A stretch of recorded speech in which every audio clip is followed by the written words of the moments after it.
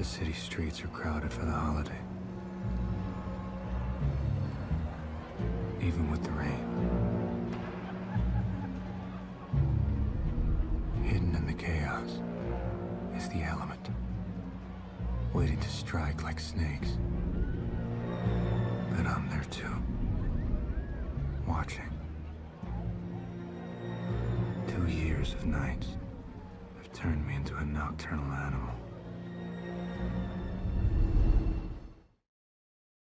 Fear is an unpleasant emotion caused by the threat of danger, pain, or harm. And we will be discussing just how well the Batman in the recent movie uses fear for good and how you can, in the necessary situation, use fear as well.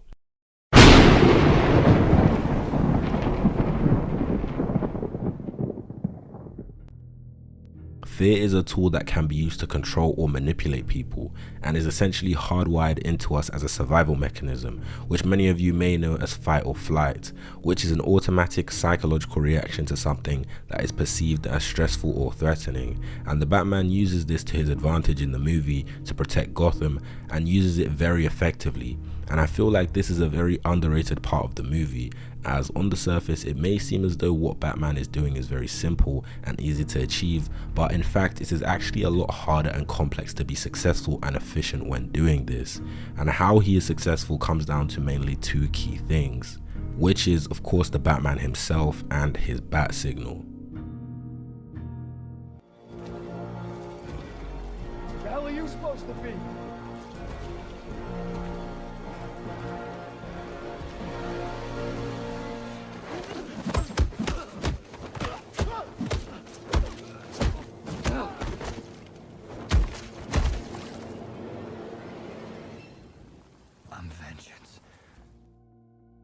To understand the importance of the bat signal, we must understand why the Batman himself is so important.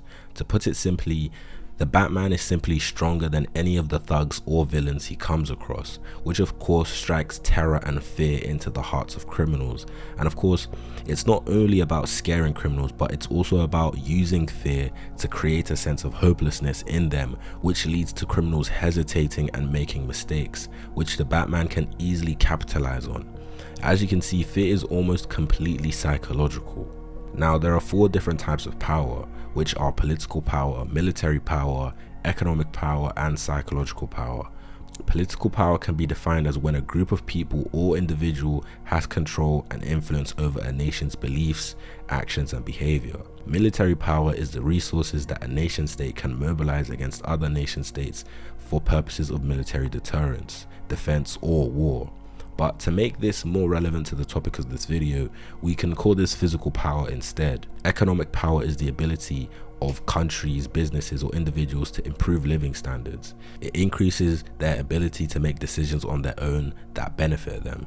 And finally, psychological power, which can be defined as someone's capacity to alter another person's condition or state of mind by providing or withholding resources such as food, money, knowledge, affection, or administering punishment such as physical harm, job termination, or even social ostracism. And this type of power is the most effective and most important that the Batman utilizes, as it does not require any cost, unlike economic or political power. And we see how physical power links to psychological power, as we see Batman punishes criminals every time they decide to rob places or assault innocent people using his physical strength, along with the many martial art techniques he's learned along with his many gadgets and weapons. And what Batman is doing here is installing or programming fear into the minds of criminals on a psychological level, as criminals were not always afraid of Batman, especially when Batman just came onto the scene.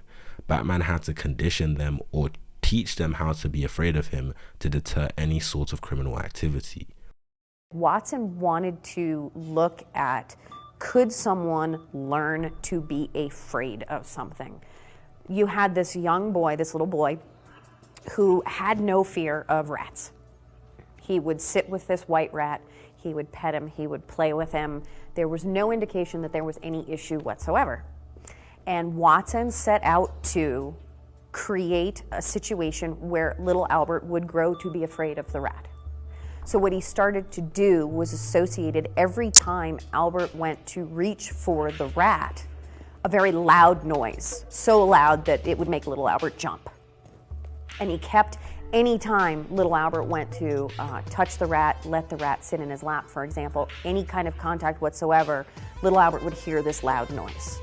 And it got to the point where little Albert became afraid to go anywhere near the rat, because at that point, the virtually automatic reaction that he had learned was associating the loud, scary sound with interacting with the rat. The bat signal, I believe, is even more significant when discussing how Batman uses fear to try and keep crime rates low in Gotham, because, as we already discussed before, Batman uses his overwhelming physical advantage to install fear amongst criminals and establish a psychological advantage over them, as the mere mention of his name would strike fear into them. And of course, Batman's activities in the city would be broadcasted by the news, and his name would be talked about throughout the entire city and be known as the masked vigilante Batman. The bat signal is a distress signal device appearing in American comic books published by DC Comics as a means to summon the superhero Batman, and most people don't really view or see the bat signal as any more significant than its definition, which is summoning the Batman. But we need to understand that Batman, unlike other iconic heroes that appear in comics, is just a regular human being, meaning he can't move at the speed of light or shoot lasers out of his eyes to get things done. But one thing Batman has and is famous for is his intelligence. Batman has an IQ of 1045 in the comics, and from other sources they also say he has an IQ of over 250, making him smarter than individuals such as Tony Stark. Gotham is said to be the same size as the state New York, and Batman, knowing he can't be everywhere at once, finds a simple but very effective solution, which is the bat signal. As the bat signal does not just summon Batman, but also lets criminals know about the presence of Batman, which, as we see in the movie, sends many criminals into panic and many times stop them from committing whatever crime they were about to commit. Another reason the bat signal is so effective is due to the fact that it is seen during the night, when it is obviously very dark, and we can look deeper as to why this is on a psychological level contributes to the installed fear inside the hearts of criminals. To understand why the darkness is so important when talking about how well the Batman uses fear, we have to understand why we as humans are instinctively afraid of the dark. Humans thrive on analysis, and we subconsciously analyze everything.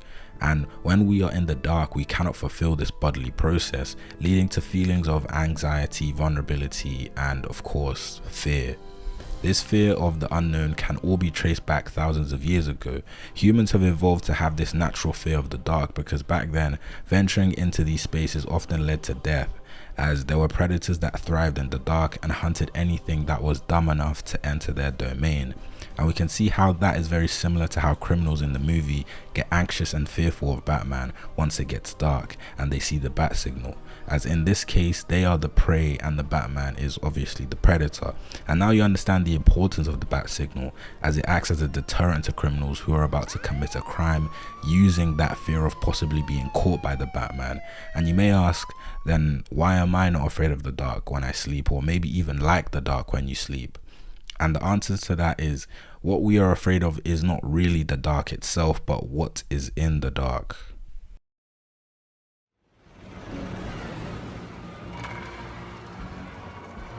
They think I'm hiding in the shadows.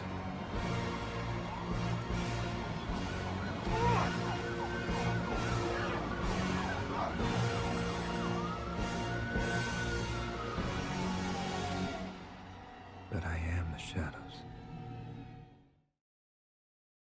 At the start of this video, I spoke about how you could use fear in the necessary situation, and obviously you're not going to turn into darkness to scare anyone that's trying to mess with you. But what I really believe, in situations where you cannot avoid a physical altercation, you must have either training or have a way to scare them away. And of course you can't be like Batman, because you know the guy has genius level intellect, is also an expert detective, a master martial artist and hand-to-hand combatant, master tactician, strategist and field commander, peak human physical and mental condition, and utilizes high-tech equipment and weapons. I'm sure he could probably take out an entire army by himself with enough prep time, and is scaled to be around large building level minimum. All this to say, you aren't Batman. But there are ways to instill fear into people, which is simply just being bigger than and more confident than other people.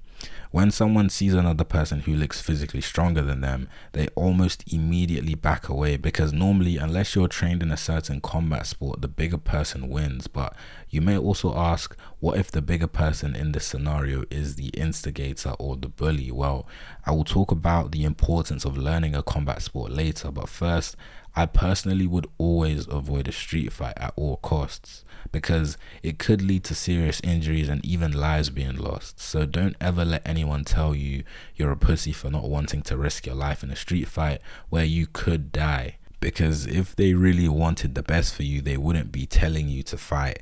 And if they do, they aren't your friends, and frankly, their opinion just shouldn't matter. Now, I was talking about being trained in a combat sport, which of course will instill fear into whoever you're fighting, because frankly, most people don't know how to fight. So that already puts you at an advantage. And there are multiple combat sports you could learn, such as boxing and wrestling. And if you manage to really master whatever combat sport you choose to learn, then trust me, you will be able to make people be afraid to ever even try to fight you, even if you're fighting someone who is bigger than you. Now, there is a certain point where technique falls off in utility if you don't accompany it with weight/muscle mass. And to give you a good example, some of you should have heard about the question of who would win between Bradley Martin and Devin Haney. And the general discussion points is that Haney would beat Bradley due to his professional fighting experience in boxing, and or that Bradley would win just due to his size. Just to give you some context, Devin Haney is an undefeated lightweight champion professional skilled boxer who is 5'9", around 68 kilograms. And Bradley is a guy that goes to the gym and is 6'3" and around 118 kilograms. And this is a perfect example of what I was talking about earlier, because in my opinion, 6 out of 10 times Devin Haney is beating the shit out of Bradley Martin. But realize how his win rate is not 100%. That is because the weight gap is literally 50 kilograms, and even a guy with no experience of fighting has a fairly decent chance of winning against this person. Granted, he is 50 kilograms heavier than the said person, but all in all, to really make anyone fearful of fighting you, either go to the gym and get bigger or learn a combat sport, but probably do both.